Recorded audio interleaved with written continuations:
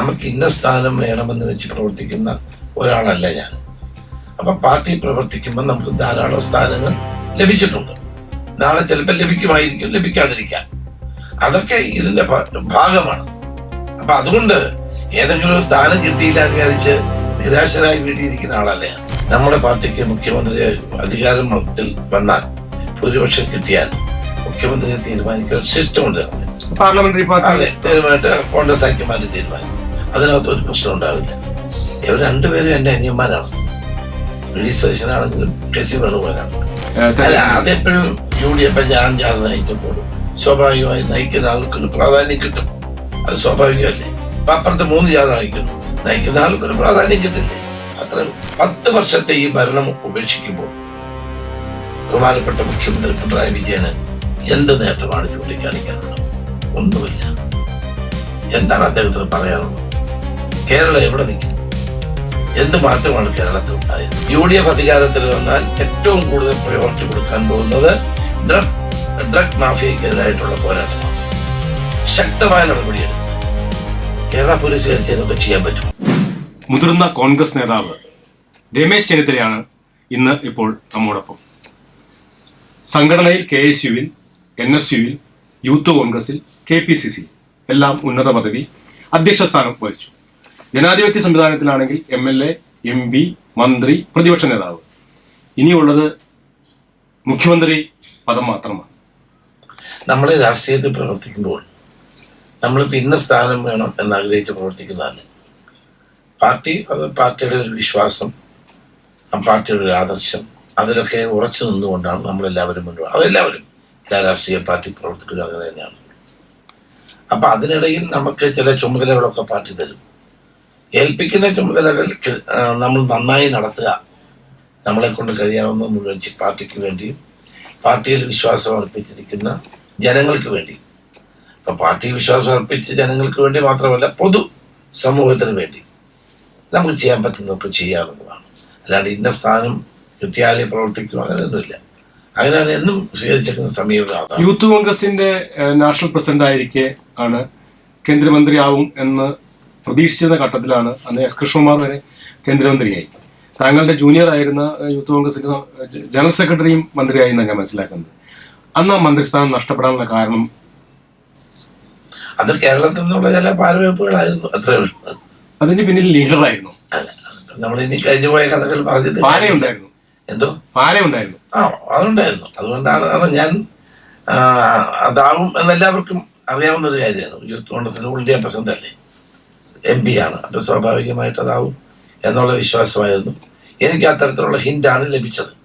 ഏതായാലും പിന്നീട് S. കൃഷ്ണകുമാർ മന്ത്രിയായ സാഹചര്യമാണ് ഉണ്ടായത്. അല്ല, ഈ പ്രതിപക്ഷ നേതാവായിരുന്ന സമയത്ത് ആണ് പിണറായി സർക്കാരിനെ ഏറ്റവും കൂടുതൽ സമ്മർദ്ദത്തിലാക്കി ഒരു നേതാവ് കൂടിയാണ്. പക്ഷേ രണ്ടാം പിണറായി സർക്കാർ വന്നപ്പോൾ അതിൽ പ്രതിപക്ഷ നേതാവിന്റെ പെർഫോമൻസ് അസസ് ചെയ്തിട്ടാണോ താങ്കളെ മാറ്റി VD സതീശനെ? അല്ല, എന്നെ മാറ്റാനുള്ള കാരണം മാറണമെന്നുള്ള തീരുമാനം കോൺഗ്രസ് ഹൈക്കമാൻഡിൻ്റെതായിരുന്നു. അല്ല, ആ തീരുമാനത്തിന് പിന്നിൽ ഒരു ഒന്നില്ലെങ്കിൽ അതല്ല, നമ്മൾ തുടർച്ചയായി 2 ഇലക്ഷൻ പരാജയപ്പെടല്ലോ. അപ്പം അതുകൊണ്ടാകാം. അപ്പം അത് ഞാൻ ഒരു പരാതിയും പറഞ്ഞില്ലേ. ഞാൻ പറഞ്ഞത് എന്നോട് നേരത്തെ പറഞ്ഞാൽ മതിയായിരുന്നു എന്ന് മാത്രമാണ്. മുഖ്യമന്ത്രി പദത്തിലേക്ക് രമേശ് ജി എത്തണമെന്ന് ആഗ്രഹിക്കുന്ന ഒട്ടേറെ കോൺഗ്രസ് പ്രവർത്തകരുണ്ട്. അതിനപ്പുറത്ത് കേരളത്തിലെ രാഷ്ട്രീയ സംവിധാനം എന്ന് പറയുന്നത് സാമുദായിക രാഷ്ട്രീയ സമവാക്യങ്ങളും എല്ലാം സങ്കീർണമായി കുഴഞ്ഞു മഴഞ്ഞു കിടക്കുന്നത്. അതിനെയൊക്കെ ഒരു നല്ല മെയ്വഴക്കത്തോടെ കൊണ്ടുപോയിരുന്ന SNDP ആയിട്ടും NSS ആയിട്ടും ജമാഅത്തെ ഇസ്ലാമിയായിട്ടും ന്യൂനപക്ഷ ക്രൈസ്തവ വിഭാഗമായിട്ടും എല്ലാവരുമായി ഒരു സമവായത്തിന്റെയും ഒരു സൗഹാർദ്ദത്തിന്റെയും അന്തരീക്ഷം പുലർത്തുന്ന നേതാക്കളിൽ അപൂർവം നേതാക്കളിൽ ഒരു നേതാവാണ് രമേശ് ചെന്നിത്തല. അതുകൊണ്ട് കേരളത്തിന്റെ ആ ഒരു സവിശേഷ സാഹചര്യത്തിൽ കൂടുതൽ UDFന് ഗുണകരം രമേശ് ചെന്നിത്തല മുഖ്യമന്ത്രി ആവുന്നതാണ് എന്ന് പറയുന്ന നേതാക്കളും അണികളുമുണ്ട്. അതുകൊണ്ടാകാം ഇല്ലെന്ന് ഞാൻ പറഞ്ഞു. ദീർഘമായ എൻ്റെ രാഷ്ട്രീയ പ്രവർത്തനത്തിനിടയിൽ നമ്മൾ സഹകരിച്ച് പ്രവർത്തിക്കുന്ന പ്രവർത്തകർ, നമ്മളെ ഇഷ്ടപ്പെടുന്ന ആളുകൾ, നമ്മൾ കൂടെ ചേർത്ത് നിർത്തുന്ന ആളുകളൊക്കെ സ്വാഭാവികമായിട്ടും ഉണ്ടാവുമല്ലോ. പക്ഷേ ഇതെല്ലാം നമ്മൾ തീരുമാനിക്കേണ്ടത് നമ്മുടെ പാർട്ടിയാണ്. പാർട്ടി എന്ത് തീരുമാനിച്ചാലും അതിനോടൊപ്പം ഞാനുണ്ടാവും. മുഖ്യമന്ത്രി ആവണ്ട എന്ന് തീരുമാനിച്ചാൽ അല്ല, പാർട്ടി തീരുമാനിക്കുന്നതല്ലേ നമുക്ക് അംഗീകരിക്കാൻ പറ്റൂ. പാർട്ടി, ഞാൻ നേരത്തെ തന്നെ പറഞ്ഞു, പാർട്ടി നമ്മളെ ഓരോ ദൗത്യം ഏൽപ്പിക്കും. ഓരോ കാലം. അതായത് രമേശ് ചെന്നിത്തല എന്ന് പറയുന്ന മുൻ പ്രതിപക്ഷ നേതാവിനും മുൻ ആഭ്യന്തരമന്ത്രിക്കും മുൻ KPCC പ്രസിഡന്റിനും ഒരു ക്ലെയിം ഇല്ല. അതല്ല, ആ ക്ലെയിം നമ്മളല്ലല്ലോ ഇവിടെ ഇഷ്യൂ. നമ്മുടെ അതേ നേരത്തെ ആദ്യം പറഞ്ഞു, നമുക്ക് ഇന്ന സ്ഥാനം വേണമെന്ന് വെച്ച് പ്രവർത്തിക്കുന്ന ഒരാളല്ല ഞാൻ. അപ്പം പാർട്ടി പ്രവർത്തിക്കുമ്പോൾ നമുക്ക് ധാരാളം സ്ഥാനങ്ങൾ ലഭിച്ചിട്ടുണ്ട്. നാളെ ചിലപ്പോൾ ലഭിക്കുമായിരിക്കും, ലഭിക്കാതിരിക്കാം. അതൊക്കെ ഇതിൻ്റെ ഭാഗമാണ്. അപ്പം അതുകൊണ്ട് ഏതെങ്കിലും ഒരു സ്ഥാനം കിട്ടിയില്ല എന്ന് വിചാരിച്ച് നിരാശരായി വീട്ടിയിരിക്കുന്ന ആളല്ല ഞാൻ. കഴിഞ്ഞ 5 വർഷം ജനങ്ങളുടെ ഇടയിൽ പ്രതിപക്ഷ നേതാവ് ആയിരുന്ന കാലഘട്ടത്തെക്കാൾ കൂടുതൽ പ്രവർത്തിച്ച ഒരാളാണ് ഞാൻ. എവിടെ ചെല്ലുമ്പോഴും നല്ല ജനക്കൂട്ടം, എവിടെ ചെല്ലുമ്പോഴും ജനങ്ങളുടെ നല്ല സ്വീകരണം, ജനങ്ങൾ ഓടൊപ്പം നിൽക്കുന്നു. അതല്ലേ വലുത്, അവർ നൽകുന്ന സ്നേഹമല്ലേ വലുത്. VD സതീശൻ പ്രതിപക്ഷ നേതാവ് എന്നുള്ള ലെവലിലെ പ്രവർത്തനം എങ്ങനെ അസസ് ചെയ്യും? നല്ല പ്രവർത്തനം.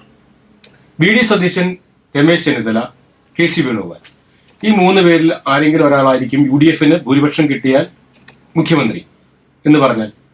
അത് ഞാൻ പറഞ്ഞല്ലോ, അത് കോൺഗ്രസിന് ധാരാളം നേതാക്കന്മാരുണ്ട്. അതാണ് കോൺഗ്രസിന്റെ ഏറ്റവും വലിയ പ്രത്യേകത. അപ്പുറത്ത് നോക്കിയ ഒറ്റ നേതാവേ ഉള്ളൂ കോൺഗ്രസിന്. അത് കോൺഗ്രസിന് നേട്ടമാണെന്ന് പറയുമ്പോഴും അതൊരു ദൗർബല്യവും ആവാറുണ്ട് ചിലപ്പോൾ. അല്ല, കോൺഗ്രസിന് ഒരു തർക്കമുണ്ടോ മുഖ്യമന്ത്രി പദത്തിന്? ഞാൻ പറയട്ടെ, അതൊരിക്കലും ഒരു ദോഷമല്ല.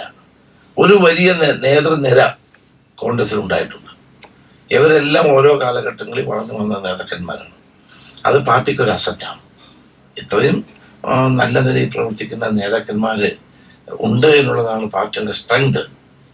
അപ്പുറത്ത് നോക്കുമ്പോൾ അത് ഒറ്റയാളേ ഉള്ളൂ.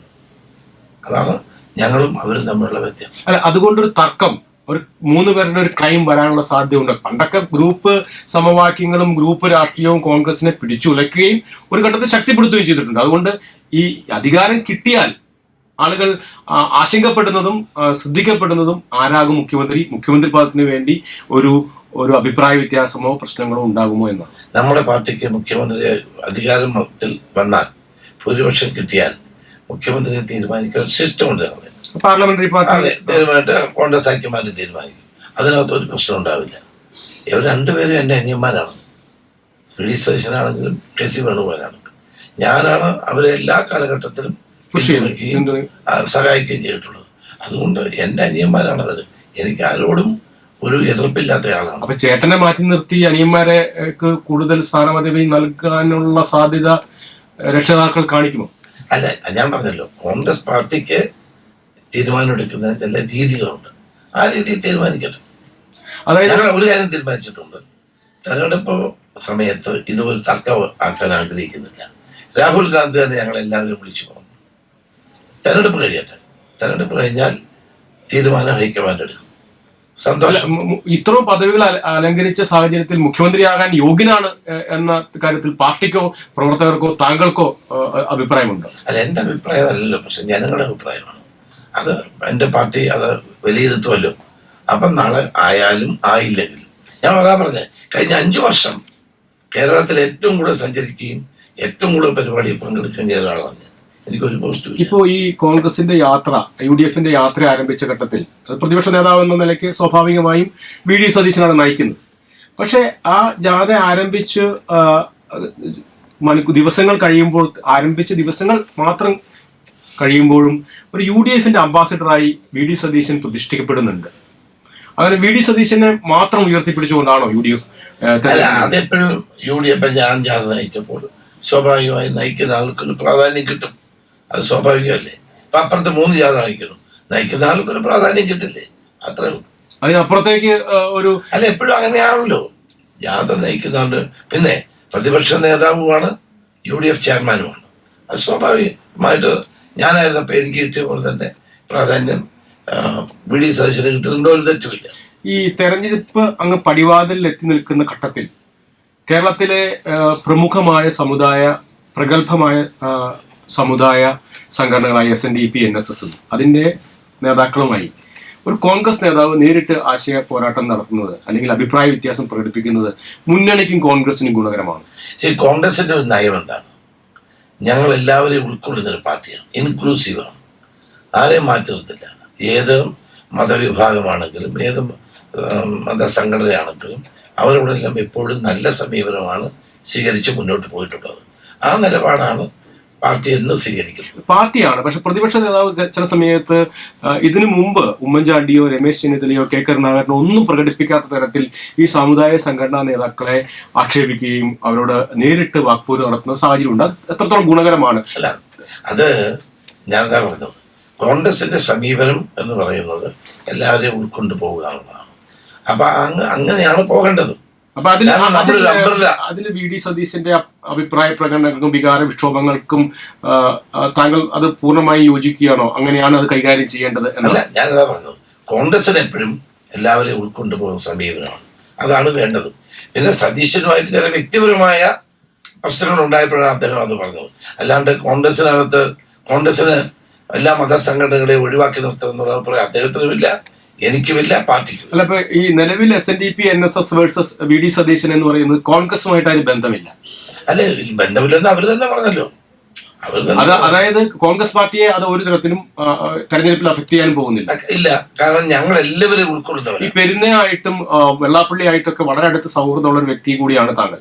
രാഷ്ട്രീയ നേതാവ് വേറെ ഇത്രയേറെ ബന്ധമുള്ള കോൺഗ്രസ് നേതാക്കന്മാരില്ല, പ്രത്യേകിച്ച് പെരുന്നയിലല്ല. ഇത് പാച്ചപ്പ് ചെയ്യാൻ വേണ്ടി വ്യക്തിപരമായിട്ടോ ഏതെങ്കിലും തരത്തിലുള്ള ഇടപെടൽ നടത്തിയിട്ടുണ്ടോ? നിങ്ങൾക്കറിയാമല്ലോ, പണ്ട് മന്ത്രിസ്ഥാനവുമായി ബന്ധപ്പെട്ട കാര്യത്തിൽ വന്നപ്പം 9 വർഷം ഞാനും NSS നേതൃത്വമായിട്ട് ഞാൻ അകലുണ്ടായി. പക്ഷെ ഞാൻ അതൊരിക്കലും പ്രകടിപ്പിക്കുകയോ പൊതുസമൂഹത്തിന് മുമ്പിൽ കൊണ്ടുവരികയോ ചെയ്തിട്ടില്ല. കാരണം ഞാൻ അങ്ങനെ ചെയ്താൽ എൻ്റെ പാർട്ടിക്ക് ദോഷം ഉണ്ടാവും എന്ന് വിചാരിച്ചിട്ടാണ്. ഇപ്പോഴും എൻ്റെ നിലപാടതാണ്. എല്ലാവരെയും കൂട്ടിക്കൊണ്ടുപോകുന്ന സമീപനമേ ഞാൻ എന്ന് സ്വീകരിച്ചിട്ടുള്ളൂ. അതെന്റെ വ്യക്തിപരമായ കാര്യമല്ല, നമ്മുടെ പാർട്ടി. അതൊരു പക്വതാപരമായ സമീപനമാണ്. ഒരു സമുദായ സംഘടന നേതൃത്വമായിട്ട് ഒരു രാഷ്ട്രീയ നേതാവ് ഏതെങ്കിലും തരത്തിൽ കലഹിക്കുകയോ ഏതെങ്കിലും തരത്തിൽ അഭിപ്രായ വ്യത്യാസങ്ങളോ ഒരു വഴക്കോ പ്രകടിപ്പിച്ചാൽ അത് ആ പാർട്ടിയെ എഫക്ട് ചെയ്യും എന്നുള്ള പക്വത, അത് ചേട്ടൻ എന്ന നിലയിലും അനിയൻ എന്ന തരത്തിൽ നോക്കുമ്പോൾ ആ പക്വത അല്പക്കുറവ് ഉണ്ടായിട്ടുണ്ടോ? അല്ല, അതെല്ലാം അദ്ദേഹം പറഞ്ഞല്ലോ, അദ്ദേഹത്തിന് അങ്ങനെ പ്രശ്നമില്ല എന്ന് അദ്ദേഹം സൂചിപ്പിച്ചല്ലോ. കഴിഞ്ഞ ദിവസം തന്നെ പറഞ്ഞു, എനിക്ക് നേതാക്കന്മാരുമായിട്ടോ മതസംഘടനകളുമായിട്ടോ എനിക്ക് പ്രശ്നമില്ല എന്ന് പറഞ്ഞല്ലോ. ഈ NSSന്റെയും SNDPയുടെയും പിന്തുണ, കഴിഞ്ഞ കാലങ്ങളിൽ ലഭിച്ച പിന്തുണ അതേ അർത്ഥത്തിൽ UDFന് പൂർണ്ണമായും ലഭ്യമാകും എന്ന ഒരു ധാരണയുണ്ടോ? ഉണ്ടാകണം എന്നാണ് ഞങ്ങളുടെ ആഗ്രഹം. അതിനുവേണ്ടി എന്തെങ്കിലും നീക്കം നടത്തിയിട്ടുണ്ട്? അല്ല, സ്വാഭാവികമായും UDFന് അനുകൂലമായ ഒരു രാഷ്ട്രീയ ചിത്രം കേരളത്തിൽ വളർന്നു വരുന്നുണ്ട്. ഇപ്പൊ തന്നെ പാർലമെന്റ് നല്ല ഭൂരിപക്ഷം ജയിച്ചു. അത് കഴിഞ്ഞിട്ട് എല്ലാ ഉപതെരഞ്ഞെടുപ്പിലും ചേലക്കര ഒഴിച്ച് ജയിച്ചു. അത് കഴിഞ്ഞിട്ട് പഞ്ചായത്ത് തെരഞ്ഞെടുപ്പിൽ നല്ല ഭൂരിപക്ഷത്തിൽ ജയിച്ചു. അപ്പൊ കേരളം ഒരു രാഷ്ട്രീയ മാറ്റത്തിന് തയ്യാറെടുക്കുകയാണ്. ജനങ്ങൾ ഒരു മാറ്റം ആഗ്രഹിക്കുന്നു. അപ്പൊ അതുകൊണ്ട് തന്നെ എല്ലാവരെയും ചേർത്ത് നിർത്തിക്കൊണ്ടുള്ള ഒരു രാഷ്ട്രീയമാണ് കോൺഗ്രസ് പാർട്ടി ഇപ്പോഴും സ്വീകരിക്കുന്നത്, നാളെ സ്വീകരിക്കും. എന്തെല്ലാം ഗുണകരമായ ഘടകങ്ങളുണ്ട് ഈ UDFന് അനുകൂലമായി നിയമസഭയെ തെരഞ്ഞെടുപ്പിൽ? ഒന്നാമത്തെ കാര്യം, 10 വർഷം കൊണ്ട് കേരളം വളരെ പുറകോട്ട് പോയി. കടക്കിണിയിലാണ് കേരളം. EMS മുതൽ ഉമ്മൻചാണ്ടി വരെയുള്ള ഭരണകാലത്ത് നമ്മുടെ കടം 1.5 ലക്ഷം കോടിയായിരുന്നു. പക്ഷെ ഈ 10 വർഷം കൊണ്ട് 6 ലക്ഷം കോടിയായി. കടം എന്തിനാണ് എടുക്കേണ്ടത്? കടം എടുക്കേണ്ടി വരും ഗവൺമെന്റ്. കടം എന്തിനാണ് എടുക്കുന്നത്? വികസനത്തിന് വേണ്ടി. കടമെടുക്കുന്നത് പ്രൊഡക്റ്റീവായിട്ടുള്ള കാര്യങ്ങൾക്ക് വേണ്ടി, പ്രത്യുൽപാദനപരമായ കാര്യങ്ങൾക്ക് വേണ്ടി കടമെടുക്കുന്നത് ഞാൻ സ്വാഗതം ചെയ്യുന്ന ആളാണ്. കേരളം പോലീസ് സ്റ്റേറ്റിന് കടമെടുക്കേണ്ടി വരും. പക്ഷെ ഇവിടെ കടമെടുക്കുന്നത് എന്താണെന്നറിയാമോ? എടുത്ത കടത്തിന്റെ പലിശ കൊടുക്കാനാണ്, അല്ലാണ്ട് റവന്യൂ ജനറേറ്റ് ചെയ്യുന്ന ഒരു പദ്ധതിക്ക് വേണ്ടിയല്ല. 10 വർഷത്തെ ഈ ഭരണം ഉപേക്ഷിക്കുമ്പോൾ ബഹുമാനപ്പെട്ട മുഖ്യമന്ത്രി പിണറായി വിജയന് എന്ത് നേട്ടമാണ് ചൂണ്ടിക്കാണിക്കാനുള്ളത്? ഒന്നുമില്ല. എന്താണ് അദ്ദേഹത്തിന് പറയാനുള്ളത്? കേരളം എവിടെ നിൽക്കുന്നു? എന്ത് മാറ്റമാണ് കേരളത്തിൽ ഉണ്ടായത്? ഞാൻ ചോദിക്കട്ടെ, ഇവിടെ ഏതെങ്കിലും ഒരു വൻകിട വ്യവസായം വന്നോ? ഏതെങ്കിലും ജനങ്ങൾക്ക് ഉപകാരപ്രദമായ ഒരു പദ്ധതി കൊണ്ടുവന്നോ? കേരളയിലായിരുന്നു കൊട്ടിക്കുഴിച്ചുകൊണ്ട് വന്നത്. ഞങ്ങൾ അതിവേഗ തീവണ്ടിപ്പാതയ്ക്കൊന്നും എതിരല്ല. ഇന്ന് ലോകത്തെല്ലായിടത്തും അതിവേഗത്തിൽ സഞ്ചരിക്കാൻ കഴിയുന്ന തീവണ്ടികൾ, പാതകൾ ഉണ്ടാകണമെന്നാണ് എല്ലാവരുടെയും അഭിപ്രായം. പക്ഷേ കേരളയിൽ ഒരു പഠനവും നടത്താതെ, പരിസ്ഥിതി ആഘാത പഠനം പോലും നടത്താതെ കൊണ്ടുവന്നപ്പോഴാണ് ഞങ്ങൾ അതിനെ എതിർത്തത്. ഇന്ന് അതിൻ്റെ സ്ഥിതി എന്താണ്? ഇന്ന് ആ പദ്ധതിയുടെ സ്ഥിതി എന്താണ്? റെയിൽവേ വികസനത്തിന്റെ കാര്യത്തിൽ കേരളം എങ്ങോട്ട് പോയി? ഗവൺമെന്റ് വല്ലതും ചെയ്യാൻ കഴിഞ്ഞോ? അപ്പൊ ഇൻഫ്രാസ്ട്രക്ചർ ഡെവലപ്മെന്റ് വികസന മുരടിപ്പാണ് പ്രധാനപ്പെട്ട ഒരു കാര്യം. മറ്റ് പ്രധാനപ്പെട്ട സർക്കാരിനെതിരായി ഉന്നയിക്കുന്ന തെരഞ്ഞെടുപ്പിൽ പ്രചരണ രംഗത്ത് ഉപയോഗിക്കാൻ പോകുന്ന കാര്യം. പിന്നെ കേരളത്തെ സംബന്ധിച്ചോളം സേഫ്റ്റി ജനങ്ങൾക്ക് ഒരു പ്രധാനപ്പെട്ട ഘടകമാണ്.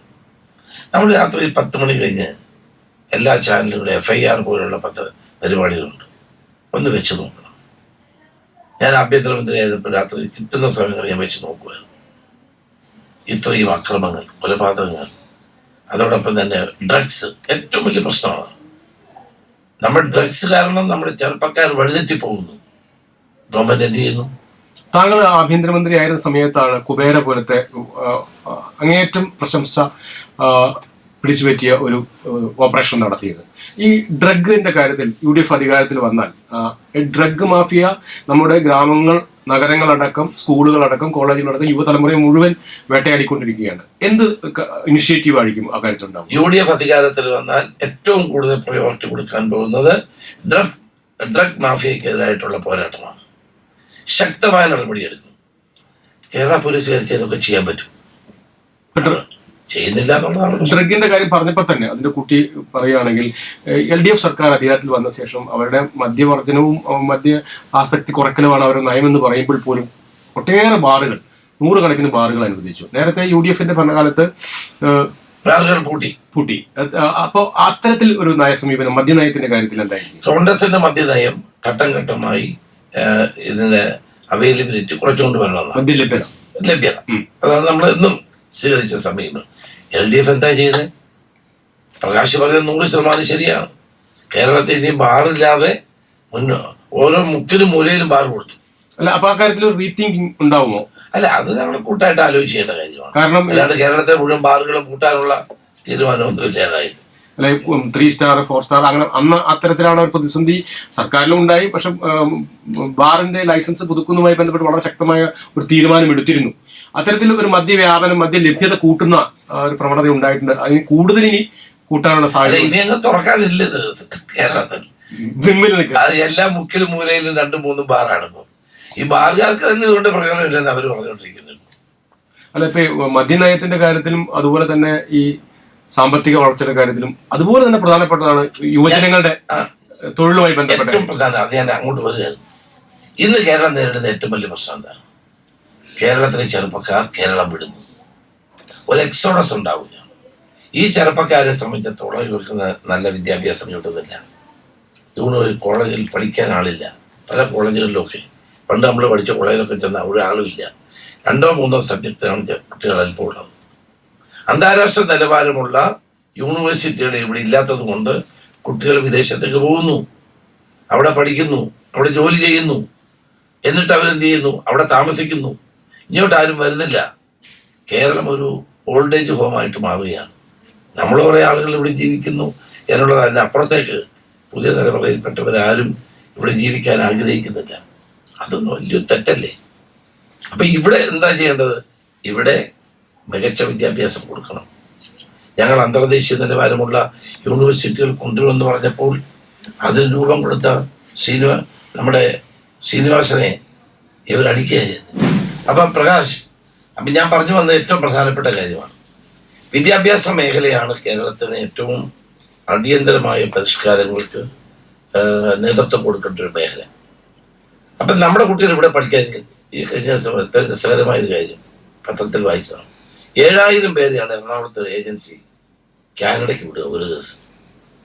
കാനഡ എന്ന് പറഞ്ഞാൽ 6 മാസം സൂര്യപ്രകാശം പോലും കിട്ടാത്ത സ്ഥലമാണ്. ഇപ്പം മലയാളികൾ അവിടെ പോയി അനുഭവിക്കുന്ന പ്രയാസം ഞങ്ങളൊക്കെ അറിയുന്നുണ്ട്. അപ്പം ഇവിടെ എന്താ, മികച്ച യൂണിവേഴ്സിറ്റികളില്ല. അന്താരാഷ്ട്ര നിലവാരമുള്ള യൂണിവേഴ്സിറ്റികൾ വേണം. ഇവിടെ എന്താ എല്ലാ ദിവസവും തർക്കമല്ലേ? VC ആര് വേണം? ഗവർണറും മുഖ്യമന്ത്രിയും തമ്മിൽ തർക്കം, സർക്കാരും ഗവർണറും തമ്മിൽ തർക്കം. ഇതൊന്നുമല്ല, ജനങ്ങളുടെ മുമ്പിൽ അതൊന്നും ഒരു വിഷയമല്ല. മികച്ച യൂണിവേഴ്സിറ്റികൾ. പിന്നെ ഈ കുട്ടികൾ പഠിച്ച് വന്നാൽ അവർക്ക് ജോലി കിട്ടണ്ടേ? ജോലി കിട്ടണമെങ്കിൽ എന്താ? അവസരങ്ങൾ വേണ്ടേ? ഇൻവെസ്റ്റ്മെന്റ് വേണ്ടേ? ഇവിടെ കേരളത്തിൽ ആരാ ഇൻവെസ്റ്റ് ചെയ്യുന്നത്? വാസ്തവത്തിൽ നമ്മുടെ NRIസിന്റെ ഒക്കെ പണം കുന്നുകൂടി കിടക്കുക ബാങ്കുകളിൽ. നമ്മുടെ ഗ്രാമങ്ങളിൽ പോലും നാഷണലൈസ്ഡ് ബാങ്കുകളുടെ ശാഖകൾ അതിവേഗം തുറക്കുകയാണ് എല്ലായിടത്തും. എന്താ? NRIക്കാരായ ആളുകൾ അയക്കുന്ന പണം ഈ ബാങ്കിൽ നിക്ഷേപിക്കുകയാണ്. അപ്പം ഞാൻ അതിൻ്റെ CDR റേഷ്യോ ഒന്ന് പരിശോധിച്ചു. കേരളത്തിലാണ് ഏറ്റവും കുറവ്. എന്നാൽ ഏറ്റവും കൂടുതൽ നിക്ഷേപമുള്ളത് കേരളത്തിലാണ്. നിക്ഷേപം മീൻസ് ബാങ്കിൽ നിക്ഷേപിക്കുന്നു. അതെടുത്ത് ഒരു വ്യവസായം തുടങ്ങാൻ ആരും മുന്നോട്ട് വരുന്നില്ല. അതേസമയം തമിഴ്നാട്, കർണാടകം, ആന്ധ്ര ഇവിടൊക്കെ ആളുകൾ ഇൻവെസ്റ്റ്മെന്റ് ഫ്രണ്ട്ലി അല്ല. ഇൻവെസ്റ്റ്മെന്റ് ഫ്രണ്ട്ലി അല്ല. ആളുകൾ പണം മുടക്കാൻ മുന്നോട്ട് വരുന്നില്ല. ആളുകൾക്ക് ഭയമാണ് ഇപ്പോഴും. നമ്മളെ പറയുന്നുണ്ട്, ഈ സോപ്പ് ടു ഇൻവെസ്റ്റേഴ്സ് ഒക്കെ പറയുന്നുണ്ട്, പക്ഷെ ആരും വരുന്നില്ലല്ലോ. കേരളത്തിൽ വൻകിട വ്യവസായങ്ങൾക്ക് പ്രശ്നമുണ്ട്. ഭൂമി, ലാൻഡിന്റെ അവൈലബിലിറ്റി, അത് വേണ്ടത്ര ലാൻഡില്ല. കാരണം നമ്മുടെ ഡെൻസിറ്റി ഓഫ് പോപ്പുലേഷൻ വളരെ കൂടുതലാണ്. പക്ഷെ നമുക്ക് കോൺസെൻട്രേറ്റ് ചെയ്യാൻ കഴിയുന്ന മേഖലയുണ്ട്. സർവീസ് സെക്ടർ, ഏറ്റവും കൂടുതൽ IT റിലേറ്റഡ് ആക്ടിവിറ്റീസ്. അതോടൊപ്പം തന്നെ ഏറ്റവും നല്ല നിലയിൽ ടൂറിസം ഡെവലപ്മെന്റ്. ഈ റിസോഴ്സസ് ഇഷ്ടംപോലെ ഉണ്ടെങ്കിൽ പോലും അതിന് ആനുപാതികമായി വ്യവസായ രംഗത്തായിക്കോട്ടെ, ടൂറിസം രംഗത്തായിക്കോട്ടെ, എഡ്യൂക്കേഷൻ രംഗത്തായിക്കോട്ടെ, അതിന് ആനുപാതികമായ ഒരു നയരൂപീകരണവും ഒരു വിശാല കാഴ്ചപ്പാടും ഒരു ദിശാബോധവും LDFനും UDFനും കഴിഞ്ഞ കാലങ്ങളിൽ ഉണ്ടായിട്ടില്ല. അല്ല, UDFനെ സംബന്ധിച്ചിടത്തോളം ഞങ്ങൾക്ക് ഇപ്പൊ ഇതിന് കാഴ്ചപ്പാടുണ്ട്. ഞങ്ങൾ കൊണ്ടുവരുന്ന പദ്ധതികൾ ഇവരായിരുന്നു എതിർത്തുകൊണ്ടിരുന്നത്. വിദേശ യൂണിവേഴ്സിറ്റികൾ കേരളത്തിൽ വേണമെന്ന് പറഞ്ഞപ്പോൾ എതിർത്തവരാണ്. ജോൺ ഹോപ്കിൻസ് യൂണിവേഴ്സിറ്റിയുടെ ഒരു മെഡിക്കൽ കോളേജ് മൂന്നാറിൽ വന്നപ്പം CIA വന്ന് നമ്മൾ രഹസ്യം മുഴുവൻ ചോർത്തിക്കളയെന്ന് പറഞ്ഞ് വേണ്ടെന്ന് വെച്ചാണ്. മാത്രമല്ല, ഇൻവെസ്റ്റ്മെന്റ് മേഖലകൾ തിരിച്ചു വേണം. അപ്പം നമ്മുടെ കുട്ടികൾക്ക് ഇവിടെ നന്നായി പഠിക്കാൻ, അന്താരാഷ്ട്ര നിലവാരത്തിൽ പഠിക്കാൻ, അവർക്ക് പഠിച്ചു കഴിഞ്ഞാൽ ജോലി കിട്ടാൻ, ഡീസൻ്റായി ജീവിക്കാൻ ഉള്ള സാഹചര്യം കൊടുക്കുകയാണെങ്കിൽ കേരളം വിട്ടാരും പോവില്ല. ഈ എക്സോഡസ് ഉണ്ടാവില്ല. അപ്പം ഞങ്ങളുടെ ലക്ഷ്യം എന്താണ്? ഞങ്ങൾ അധികാരത്തിൽ വന്നാൽ ഈ കേരളത്തിലെ ചെറുപ്പക്കാർക്ക് ഇവിടെ തന്നെ മികച്ച വിദ്യാഭ്യാസം, മികച്ച തൊഴിൽ, മികച്ച ജീവിതം കൊടുക്കാൻ ഞങ്ങൾ മുന്നോട്ട് വരും. അതാണ് ഞങ്ങളുടെ ഏറ്റവും പ്രധാനം. രണ്ടാമത്തെ കാര്യം, വ്യവസായത്തെ പറ്റി പറഞ്ഞു. വ്യവസായങ്ങൾക്ക് വിവിധ മേഖലകളുണ്ട്. ഇപ്പം മന്ത്രി രാജീവ് വ്യവസായത്തിന്റെ ഡെഫിനേഷൻ മാറ്റിക്കൊണ്ട് ഒരാൾ ഒരു ബുട്ടിക്ക് തുടങ്ങിയാലും അത് വ്യവസായമാണ്. അതാണ് അദ്ദേഹം ഈ എടുത്തു പറയുന്നത്. 1 ലക്ഷം വ്യവസായം വന്നു, 50,000 പൂട്ടി. ഈ പറയുന്നത് വ്യവസായ ഓഫീസർമാർ നാട്ടിൽ നടന്ന് ചോദിക്കുക, ഇവിടെ ബാർബർ ഷോപ്പ് തുടങ്ങിയോ, കോഫി ഷോപ്പ് തുടങ്ങിയോ? അതെല്ലാം വ്യവസായത്തിന്റെ ഡെഫിനേഷനിൽ മാറ്റം വരുത്തി ചേർത്തിരിക്കുകയാണ്. യഥാർത്ഥത്തിൽ വ്യവസായം എങ്ങനെ പറഞ്ഞു? ഞാൻ കഴിഞ്ഞ ദിവസം നമ്മുടെ ISROയുടെ മുൻ ചെയർമാൻമാരുമായിട്ട് ഞാൻ സംസാരിച്ചു. അവരെന്നോട് പറഞ്ഞു, സാർ, കേരളമാണ് ഏറ്റവും ഐഡിയൽ പ്ലേസ്. കാരണം സ്പേസുമായി നമ്മുടെ VSSC, ISRO. പക്ഷേ കേരളത്തിൽ സ്പേസ് റിലേറ്റഡ് ആയിട്ടുള്ള ഒരു ഇൻഡസ്ട്രി ഇല്ല. ആരും മുന്നോട്ട് വരുന്നില്ല. വലിയ സ്കോപ്പാണ്. അതേസമയം തമിഴ്നാടും കർണാടകം, ബാംഗ്ലൂരും ഒക്കെ ഈ രംഗത്ത് വളരെ മുമ്പിലാണ്. നമുക്ക് എന്തുകൊണ്ട് അതിനെപ്പറ്റി ആലോചിച്ചുകൂടാ? ഗവൺമെന്റ് എന്തുകൊണ്ട് ആലോചിച്ചുകൂടാ? പ്രൈവറ്റായി വരുന്ന ആളുകളെ പ്രോത്സാഹിപ്പിക്കുക. ഈ സ്പേസ് റിലേറ്റഡ് ഇൻഡസ്ട്രീസ് ഏറ്റവും നന്നായി ലാഭം ഉണ്ടാക്കാൻ കഴിയുന്ന ഒരു മേഖലയാണ്. അതുപോലെ നമുക്ക് എടുക്കാൻ കഴിയുന്ന ഒരു മേഖലയാണ് സമുദ്രോൽപ്പന്നങ്ങളുമായി ബന്ധപ്പെട്ട് നമുക്ക് വലിയ മാറ്റങ്ങൾ ഉണ്ടാക്കാൻ കഴിയുന്നതാണ്. IT റിലേറ്റഡ് ആയിട്ടുള്ള IT പാർക്കുകൾ കൂടുതൽ സ്ഥാപിക്കുകയും കൂടുതൽ എക്സ്പോർട്ടിനുള്ള അവസരം ഉണ്ടാക്കുകയും ചെയ്യാം. കമ്പ്യൂട്ടറിനെ എതിർച്ച ആളുകളാണല്ലോ, നമുക്കത് നഷ്ടപ്പെട്ടു പോയി. കർണാടകവും ചെന്നൈയും ഹൈദരാബാദും ഒക്കെ IT മേഖലയിൽ കുതിച്ചാട്ടമാണ്. ആക്ച്വലി നമുക്കല്ലേ അത് കിട്ടേണ്ടിയിരുന്നത്. ഇപ്പോൾ എന്നാൽ പോലും ഞാൻ ഈ കുറ്റം പറഞ്ഞുകൊണ്ടിരിക്കാൻ ആഗ്രഹിക്കുന്നില്ല. ഇനിയുള്ള UDF ഗവൺമെന്റ് വന്നാൽ IT മേഖലയിൽ ഒരു കുതിച്ചാട്ടത്തിന് നമ്മൾ നേതൃത്വം കൊടുക്കും. അത് ഒരു സംശയമില്ലാത്ത കാര്യം.